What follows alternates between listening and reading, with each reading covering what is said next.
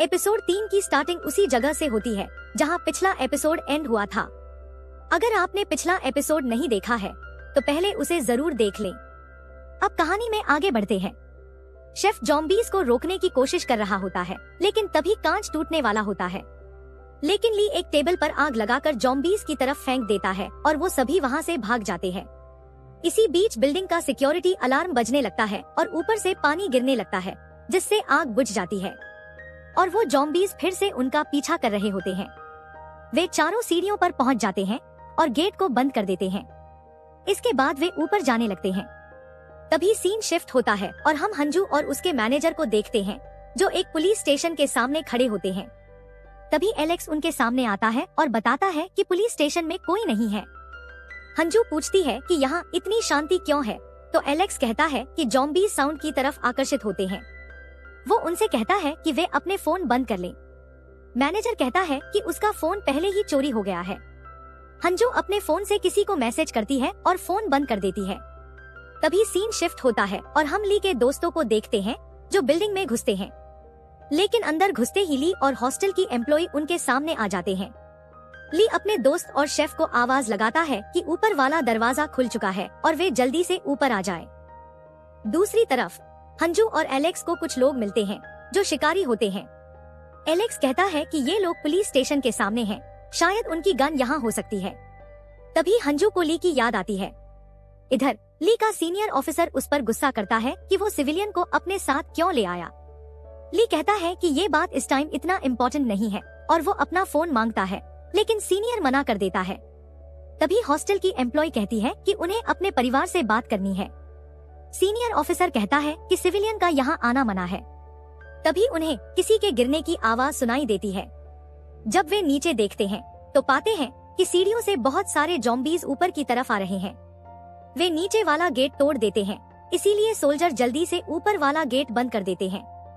तभी शेफ अजीब सी हरकतें करने लगता है। ली का सीनियर कहता है कि ये जल्दी ही ज़ॉम्बी बनने वाला है, लेकिन हॉस्टल की एम्प्लॉय कहती है कि वो ज़ॉम्बी कैसे हो सकता है। लेकिन तभी वो ज़ॉम्बी बन जाता है और एक आदमी को काट लेता है। तभी सीन शिफ्ट होता है हंजू पर और हम देखते हैं कि पुलिस स्टेशन से बहुत सारे ज़ॉम्बीज बाहर निकल रहे होते हैं। लास्ट में हंटर भी बाहर आते हैं, जो बाहर आते ही उन ज़ॉम्बीज पर फायर करने लगते हैं और उन्हें मार गिराते हैं। लेकिन इसकी वजह से वहाँ मौजूद सभी लोग भाग जाते हैं। इसके बाद सीन शिफ्ट होता है ली के सीनियर पर, जिसका नाम राइनो है। अब राइनो शेफ को लगातार मारने लगता है, लेकिन तभी ली बीच में आ जाता है और राइनो से कहता है, प्लीज इनको मत मारिए। इस पर राइनो कहता है, इन्हें मारना ही होगा क्योंकि जो ज़ॉम्बी बन चुका है, अगर उसे नहीं मारा गया तो ये हम सबको मार देगा, और अगर ऐसा फिर से हुआ तो इसकी सजा तुम्हें ही मिलेगी। इसके बाद हम उसी सोल्जर को देखते हैं जिसके पास ली और जोंग आ जाते हैं। वे दोनों उस शख्स का इलाज कर रहे होते हैं जिसे उस ज़ॉम्बी ने काट लिया था, लेकिन वह बहुत ज्यादा घायल हो चुका था। इसके बाद ली और उसका दोस्त अपने सीनियर्स के सामने खड़े होते हैं। तभी ली कहता है, सिचुएशन बिगड़ती जा रही है, प्लीज हमें फोन दे दीजिए ताकि हम अपनी फैमिली से बात कर सकें। तभी उनमें से एक सीनियर ऑफिसर कहता है कि हमें इनकी बात मान लेनी चाहिए और इन्हें अपनी फैमिली से बात करने देनी चाहिए। इसके बाद सभी सैनिक अपने केबिन में चले जाते हैं और उन्हें फोन भी मिल जाता है। दूसरी तरफ जोंग वहीं पर मौजूद होती है, जहां एक शख्स उसे स्पेशल ट्रीटमेंट देने की कोशिश कर रहा था, यानी उसे इम्प्रेस कर रहा था। तभी ली देखता है कि उसके फोन पर बहुत सारे मैसेज आ रहे हैं। इसके बाद सीन शिफ्ट होता है उन तीनों पर जो ज़ॉम्बी से बचने के लिए भाग रहे होते हैं। लेकिन तभी उनके सामने एक ज़ॉम्बी आ जाता है, जिससे बचने के लिए वे एक शॉप में घुस जाते हैं।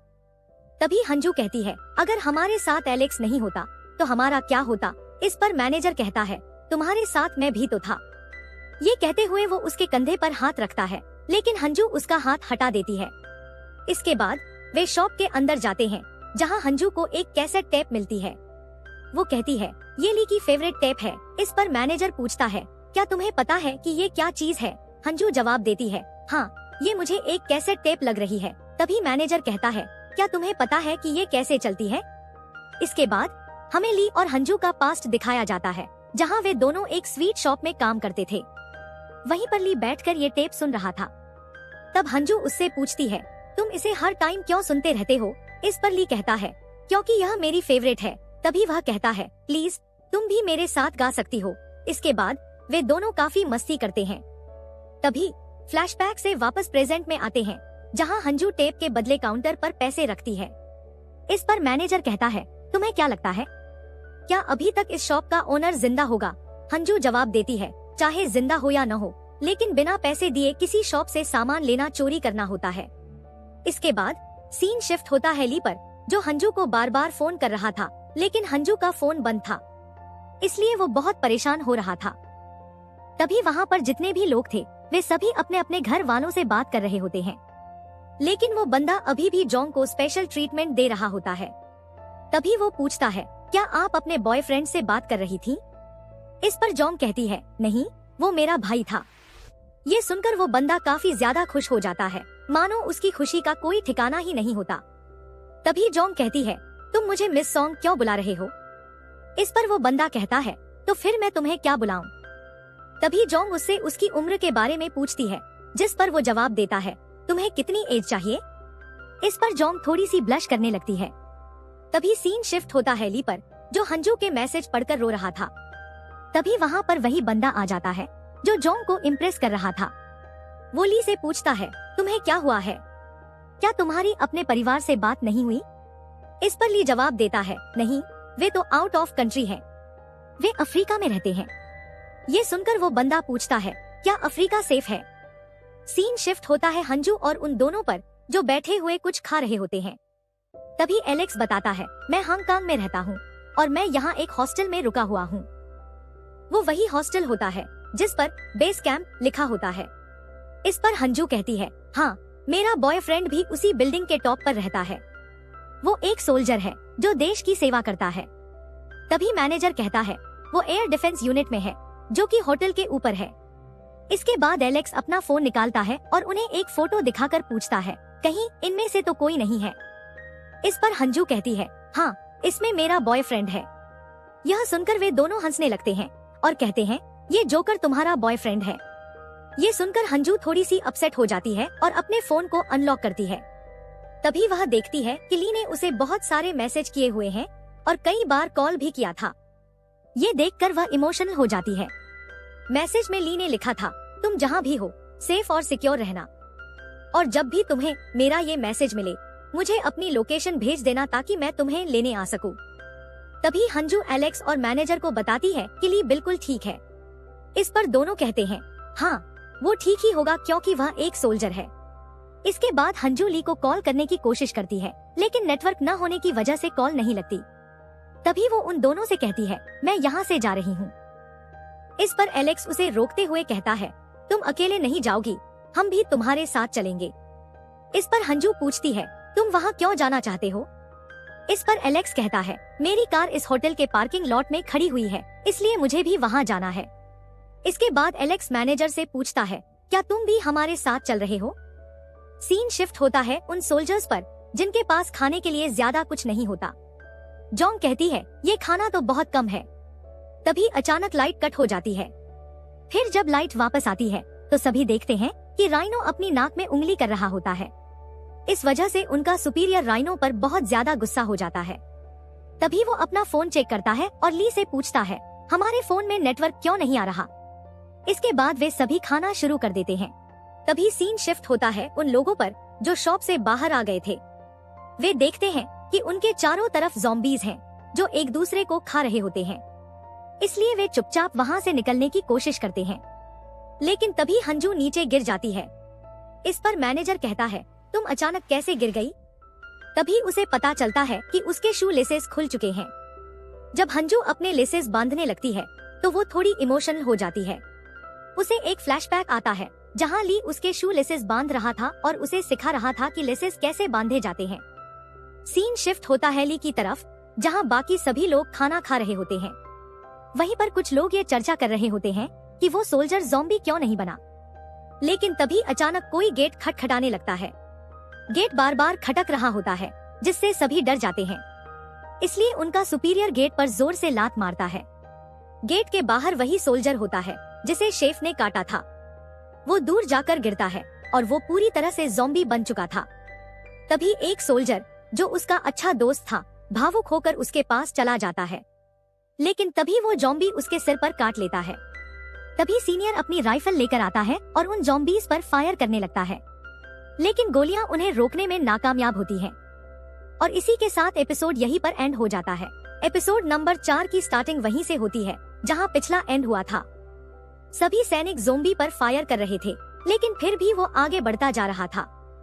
तभी सीन पास्ट क्लासरूम में शिफ्ट होता है जहां हंजू और ली पढ़ते थे। हम देखते हैं कि हंजू को कोई प्रपोज करने वाला होता है और तभी ली अपने दोस्त के साथ क्लास में आता है।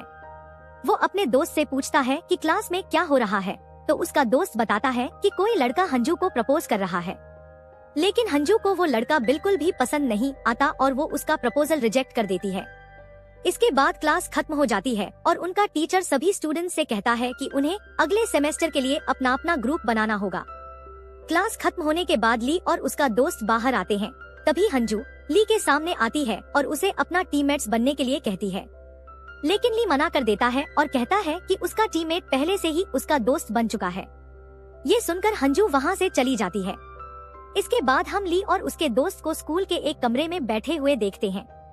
तभी ली अपने दोस्त से पूछता है कि सभी लड़के हंजू को ही प्रपोज क्यों करते रहते हैं। इस पर उसका दोस्त कहता है कि क्योंकि वो बहुत खूबसूरत है। लेकिन ली कहता है कि मुझे तो ऐसा कुछ भी नहीं लगता, बल्कि उसे तो हंजू की शक्ल बहुत ही बेकार लगती है। ये सुनकर उसका दोस्त उससे पूछता है कि फिर हंजू तुम्हें अपना पार्टनर क्यों बनाना चाहती थी। इस पर ली मजाक में कहता है कि क्योंकि मैं यहाँ का हीरो हूँ। उसका दोस्त कहता है कि लगता है हंजू पागल हो चुकी है। तभी वे देखते हैं कि हंजू उनकी बातें सुन रही थी और वो वहाँ से चली जाती है। ली और उसका दोस्त ये देखकर परेशान हो जाते हैं क्योंकि हंजू ने उनकी सारी बातें सुन ली थी। अब स्कूल की छुट्टी हो जाती है और हम ली को एक स्वीट स्टोर में देखते हैं जहाँ वो पार्ट टाइम जॉब के लिए आया था। स्टोर का मालिक उसे नौकरी पर रख लेता है और बताता है कि एक लड़की उसे सारा काम सिखाएगी। लेकिन जैसे ही ली उस लड़की को देखता है तो वो हैरान रह जाता है क्योंकि वो लड़की हंजू होती है। हंजू ली पर गुस्सा करती है क्योंकि उसने स्कूल में उसके बारे में काफी बुरा भला कहा था। इसके बाद शाम हो जाती है और हम हंजू को बस स्टैंड पर देखते हैं जहां वो अपनी दोस्त से बात कर रही होती है। वो कह रही थी कि ली को नहीं पता कि मैं कितनी खूबसूरत हूँ और वो ली को उसकी बेइज्जती का सबक सिखाएगी। तभी हंजू को एहसास होता है कि कोई उसकी बातें सुन रहा है। जैसे ही वो पीछे मुड़ती है तो वहाँ ली खड़ा होता है। वो चौंक कर पूछती है कि तुम यहाँ क्या कर रहे हो।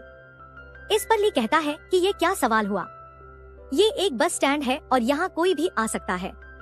तभी ली की बस आ जाती है और वो उसमें बैठकर घर चला जाता है। अगले दिन ली देखता है कि हंजू के साथ एक ग्राहक बहस कर रहा है। वो ग्राहक हंजू से कह रहा था कि वो आइसक्रीम वापस ले ले, लेकिन हंजू उसे बताती है कि उनकी दुकान की पॉलिसी के अनुसार 3 घंटे के बाद आइसक्रीम वापस नहीं की जा सकती और इस आइसक्रीम को 7 घंटे हो चुके हैं। ग्राहक गुस्से में हंजू पर आइसक्रीम फेंक देता है, लेकिन तभी ली उसे अपनी तरफ खींच लेता है और उस ग्राहक की वीडियो बनाने लगता है। ये देखकर वो आदमी वहाँ से भाग जाता है। इसके बाद हंजू ली को थैंक यू कहती है। इस पर ली कहता है कि कल तो तुम मुझे मेंढक कह रही थी। इस पर हंजू जवाब देती है कि तुम भी तो मेरी बुराई कर रहे थे स्कूल में। ली कहता है कि ठीक है, अब हमारा हिसाब बराबर हो गया। इतना कहकर वो वहाँ से चला जाता है। अब हंजू के दिमाग में सिर्फ ली के ही ख्याल आ रहे थे। जहाँ भी वो जाती उसे ली ही दिखाई देने लगता। कुछ दिनों बाद हंजू दुकान में होती है और वहाँ पर काम करने वाले वर्कर्स के लिए दस्ताने लेकर आती है। लेकिन तभी वो वर्कर्स कहते हैं कि क्या तुम ली के लिए कुछ भी नहीं लाई। तभी हंजू ली को एक मफलर देती है, लेकिन ली उसे लेने से इनकार कर देता है। हंजू बार बार उसे मफलर देने की कोशिश करती है और कहती है कि वो उससे दोस्ती करना चाहती है, लेकिन ली ठंडे लहजे में मना कर देता है और कहता है कि उसे हंजू से दोस्ती करने में कोई दिलचस्पी नहीं है। हंजू ये सुनकर थोड़ी उदास हो जाती है और वहाँ से चली जाती है। फिर वो काउंटर पर आ जाती है और ली दुकान के कांच को साफ करने लगता है। इसी दौरान दुकान में काम करने वाला एक आदमी ली के पास आता है और पूछता है कि क्या वो हंजू के साथ डेट पर जा रहा है। ये सुनकर ली मना कर देता है और कहता है कि उसे नहीं लगता कि वो हंजू के लायक है।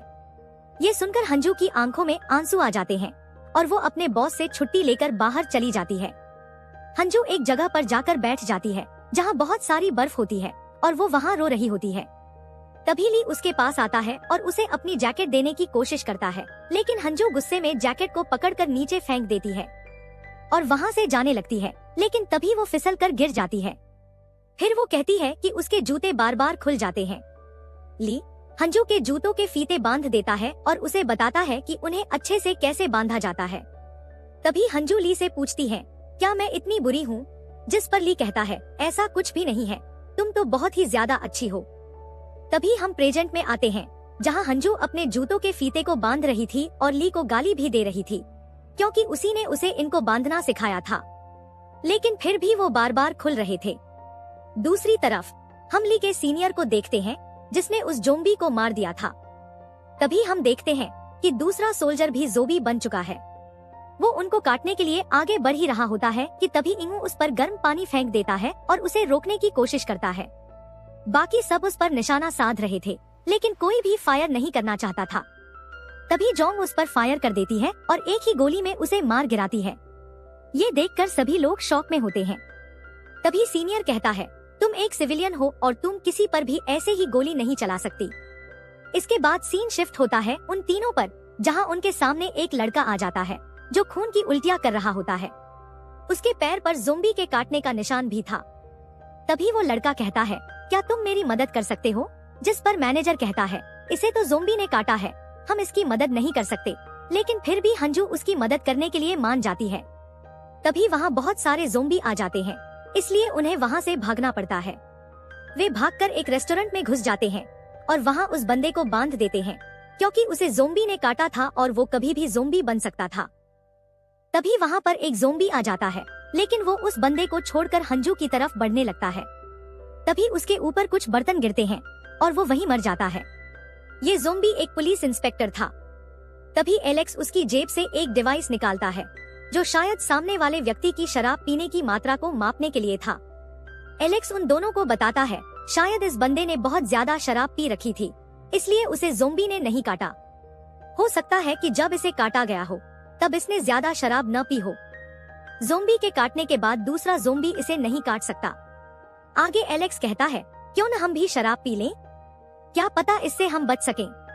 इसके बाद हंजू ली को कॉल कर रही होती है, लेकिन उसका कॉल नहीं लगता।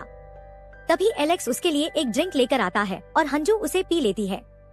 तभी सीन फ्लैशबैक में चला जाता है, जहां हंजू अपने पिता के अंतिम संस्कार में बैठकर शराब पी रही होती है। वहीं हम ली को देखते हैं, जो सभी को खाना दे रहा था। इसके बाद वे दोनों अकेले में बैठे होते हैं। तभी हंजू उसे एक लाइटर देती है और कहती है, ये मेरे पिता की तरफ से है। जिस पर ली कहता है, मैं तो स्मोक नहीं करता। हंजू मुस्कुराकर कहती है, मेरे पिता भी स्मोक नहीं करते थे, लेकिन मैंने ही उन्हें ये लाइटर गिफ्ट में दिया था, इसलिए वे इसकी बहुत केयर किया करते थे। जब भी मैं उनके पास होती थी तो वे ऐसे प्रेटेंड करते थे जैसे वे सिगरेट पी रहे हों। ये सुनकर ली भी प्रेटेंड करने की कोशिश करता है कि वो सिगरेट पी रहा है। ये देखकर हंजू काफी खुश हो जाती है और खुशी में उसे गाल पर चूम लेती है। तभी सीन फ्लैशबैक से वापस आता है और सीन ली पर शिफ्ट हो जाता है। अब सुबह हो चुकी थी। वो हंजू को कॉल करता है, लेकिन उसका कॉल अब भी नहीं लग रहा होता। वो उदास हो जाता है और उसके हाथ में वही लाइटर होता है। तभी हम एक सोल्जर को देखते हैं, जो धीरे धीरे ज़ोंबी बन रहा था। फिर हम सभी सोल्जर्स को देखते हैं, जो न्यूज देख रहे होते हैं। न्यूज में बताया जा रहा था कि ज़ोंबी अपने दांतों से हमला करते हैं और उनके काटने के बाद धीरे धीरे इंसान ज़ोंबी बन जाता है। न्यूज में कहा जा रहा था, अपने घरों में ही रहें, कोई भी बाहर न निकले। तभी एक सोल्जर कहता है, क्या मैं तुम सबसे कुछ कह सकता हूँ? जिस पर गेहूं कहता है, हाँ तुम कुछ भी कह सकते हो, कोई परेशानी नहीं है। तभी वो सोल्जर कहता है, फर्स्ट क्लास चीलवू इतना जल्दी ज़ोंबी नहीं बना, जरूर उसने कुछ ऐसा वैसा खाया या पिया होगा जिससे वो जल्दी ज़ोंबी नहीं बना। तभी एक सोल्जर ड्रिंक उठाकर कहता है, शायद उसने शराब पी होगी। तभी जोंग उसे गुस्से में कहती है, तुम सच में पागल हो चुके हो। गेहूं कहता है, तुम तो एक सोल्जर की तरह बात कर रही हो, और तुमने कल वो गन कैसे चलाई? क्या तुम हमसे कुछ छुपा रही हो? तभी हम ली को देखते हैं, जो पीछे खड़ा होता है और बात को टालने की कोशिश करता है। तभी जोंग कहती है, ये एक सीक्रेट है, मैं अपने हाई स्कूल में शूटिंग गेम्स में हिस्सा लेती थी और मैं एक इंटरनेशनल शूटिंग क्लब का हिस्सा भी रह चुकी हूँ। ये सुनकर सभी लोग हैरान रह जाते हैं। तभी उन्हें गन चलने की आवाज सुनाई देती है, इसलिए वे सभी लोग भागकर बाहर आ जाते हैं। ये आवाज न्यूटनेंट के कमरे से आ रही थी। एक सोल्जर कमरे में जाता है और देखता है कि पार्क न्यूटनेंट मर चुका है। उसने खुद को गोली मार ली थी। तभी सीन हंजू और उसके चारों दोस्तों पर शिफ्ट हो जाता है, जो शराब के नशे में अपनी सुध-बुध खो बैठे थे। तभी हंजू कहती है, हमें टावर की तरफ जाना चाहिए। लेकिन वो बंदा कहता है, हम टावर की तरफ क्यों जाएंगे? वहाँ जाने से क्या हमारी जान बच पाएगी? वहाँ तो बहुत सारे ज़ोंबीज हैं। तभी हंजू कहती है, मेरा बॉयफ्रेंड वहाँ पर है। एलेक्स कहता है, मेरी कार भी वहीं पर है। वो एक अमेरिकन कार है, उसके अंदर हमें बहुत सारी चीजें मिल सकती हैं। लेकिन मैनेजर कहता है, मुझे नहीं लगता कि ये सही फैसला है। इसके बाद हम देखते हैं कि हंजू नशे में धुत होकर गोल्फ स्टिक लेकर बाहर निकल जाती है और ज़ोंबी से लड़ने लगती है। दूसरी तरफ हम सार्जेंट को देखते हैं, जो बंदूक से खुद को मारने की कोशिश कर रहा था। लेकिन तभी इन्हू और ली उसके कमरे में आ जाते हैं और तभी वे कहते हैं, आप क्या कर रहे हो? जिस पर वो जवाब देता है, मैं पार्क की इन्वेस्टिगेशन कर रहा हूँ। तभी ली कहता है, सिचुएशन बिगड़ती जा रही है और मुसीबतें बढ़ती जा रही हैं। इस पर सार्जेंट पूछता है, तुम कहना क्या चाहते हो? ली कहता है, जैसे कल लाइट चली गई थी, लेकिन वो वापस आ गई। इस पर सार्जेंट कहता है, हाँ मुझे याद है। तो इसमें परेशानी की क्या बात हो सकती है? ली कहता है, अगर फिर से लाइट गई तो वापस नहीं आने वाली। फिर ली बताता है, बिल्डिंग की इलेक्ट्रिसिटी बहुत ही कम बची है और हमारे पास पानी आ रहा है। इसका मतलब है कि वाटर पंप्स अभी भी चल रहे हैं। शायद वे होटल के जनरेटर का इस्तेमाल कर रहे हैं और अगर जनरेटर को कुछ हो गया तो हमारे पास पानी आना भी बंद हो जाएगा। आगे ली कहता है, मुझे लगता है कि ये 1-2 दिन ही चलेगा।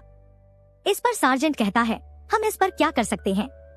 लेकिन ये तो इन्हू और ली का प्लान था, क्योंकि वो वहाँ से भागना चाहते थे ताकि वे अपनी अपनी फैमिली को बचा सकें। तभी सार्जेंट के पास बटालियन कप्तान का कॉल आता है और वो कहता है, हम तुम्हें सप्लाई भेज रहे हैं। ये सुनकर सार्जेंट काफी खुश हो जाता है, लेकिन पीछे खड़े ली और इन्हू काफी दुखी हो जाते हैं। इसके बाद सार्जेंट सभी सोल्जर्स के सामने होते हैं और वहाँ पर जोंग भी होती है। तभी वो उन्हें खुशखबरी देता है, हमें सप्लाई मिलने वाली है। ये सुनकर सभी लोग काफी खुश हो जाते हैं, लेकिन ली और इन्हू बिल्कुल भी खुश नहीं होते। तभी सार्जेंट कहता है, जोंग को भी एक गन दे दो।